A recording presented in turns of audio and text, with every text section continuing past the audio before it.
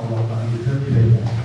İşte bundan buraya kurbanlarımızın şalvar vakıflarımızda niyetlerimizde dürüstlerle kurbanlarımız Allah rızaları için şalvarlarına değil.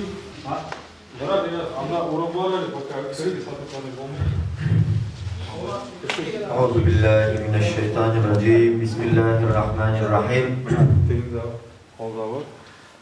الحمد لله رب العالمين.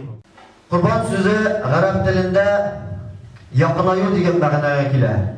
Ya'ni kurban günlerinde biz kurban gününde işlenen amellerimizni ishlab, amel ibadetlerimizni ishlab, kurbanlarimizni shalib biz Alloh Taolaga shalala ulgurmaganda 11 Zulhijja ayining 11 kunida shalala ham 12 kunda.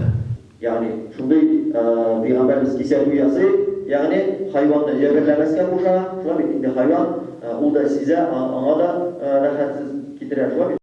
ولا دماؤها ولكن ينالها التقوى منكم كذلك سخرها لكم لتكبروا الله على ما هداكم وبشر المحسنين.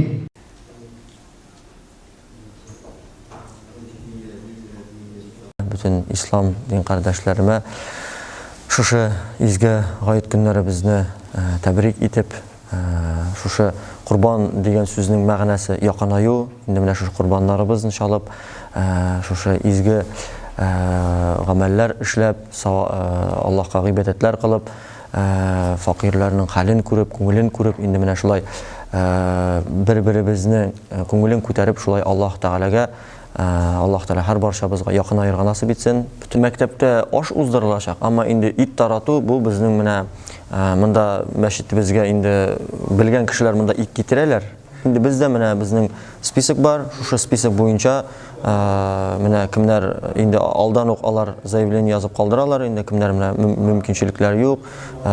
Şulay indi mina şu spisik boyunca biz alarga itlerin Ramazan ayında mina fitre sadakaların indi iltik indi mina indi kurban itlerinde inşallah mina şulay taratamiz indi şu spisik boyunca.